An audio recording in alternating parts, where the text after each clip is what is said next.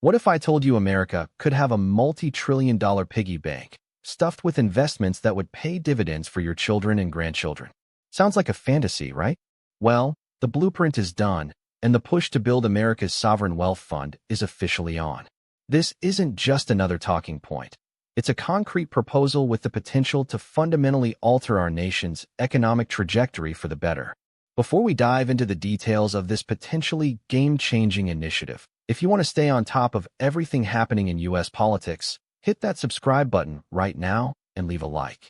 It really helps this channel grow. So let's talk about this blueprint.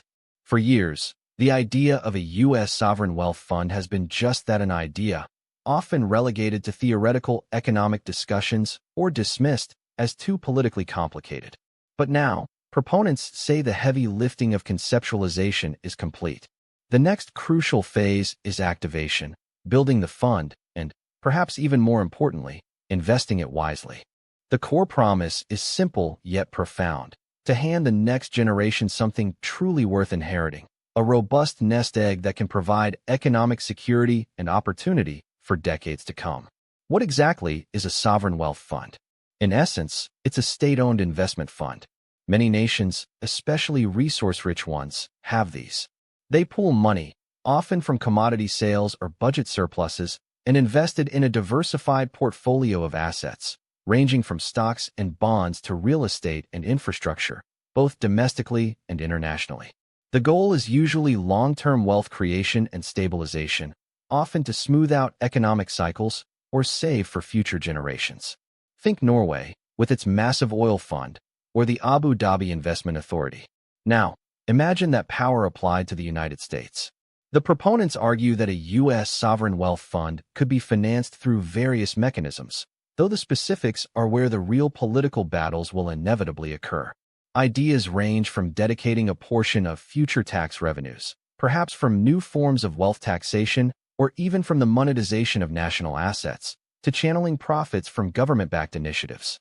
The key is that this fund would be designed to grow over time, generating returns that can be used to fund essential public services, reduce national debt, invest in infrastructure, support education, or even provide direct benefits to citizens. The implications of such a fund are staggering. On the one hand, it represents a powerful tool for long-term economic planning and intergenerational equity. Instead of solely relying on current tax revenues, which can fluctuate with economic conditions, a sovereign wealth fund could provide a stable source of funding for critical national priorities.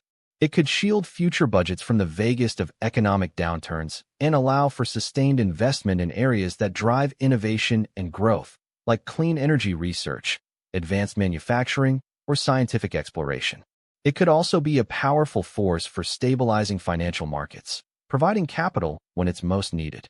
However, the build part of this equation is where the real political wrestling match begins. Who controls this fund? How is its investment strategy determined? And, crucially, how do we prevent it from becoming a political football, subject to the whims of short-term partisan agendas? That's the real challenge. The blueprint might be done, but the architecture of its governance and oversight is still very much under construction, and it's being debated in the halls of power right now. Think about it. The power to direct trillions of dollars in investments carries immense influence. Will the fund be managed by an independent, apolitical board of experts, tasked solely with maximizing long-term returns and adhering to strict ethical guidelines? Or will it become a tool for politicians to reward favored industries, fund pet projects, or exert economic leverage for short-term political gain? The potential for cronyism and corruption is a significant concern that needs robust safeguards. Furthermore, the question of what to invest in is not just a financial one. It's a political and ethical one. Will the fund prioritize investments that align with national strategic interests, like renewable energy or critical technology sectors? Will it incorporate environmental, social, and governance (ESG) factors into its investment decisions, reflecting a commitment to sustainability and social responsibility? Or will it be purely profit-driven, potentially investing in industries that are detrimental to the environment or exploit labor? These are the tough questions that need answers before the first dollar is even allocated. The beneficiaries of this fund are, theoretically, all Americans, especially future generations. But the practical benefits could be felt in myriad ways. Improved infrastructure, better funded schools, a stronger social safety net, or even direct dividends. However, the distribution of these benefits and the very existence of the fund will likely be a focal point of intense political debate. We're talking about potentially reshaping the very nature of how the U.S. government finances its operations and invests in its future.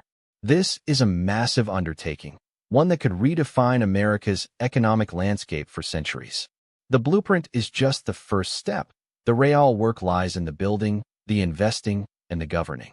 The success or failure of this initiative will hinge on our ability to navigate complex political divides and establish a framework that prioritizes the long-term prosperity and well-being of the nation above all else.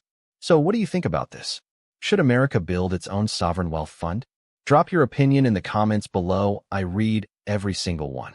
The future of American prosperity is on the table, and your voice matters.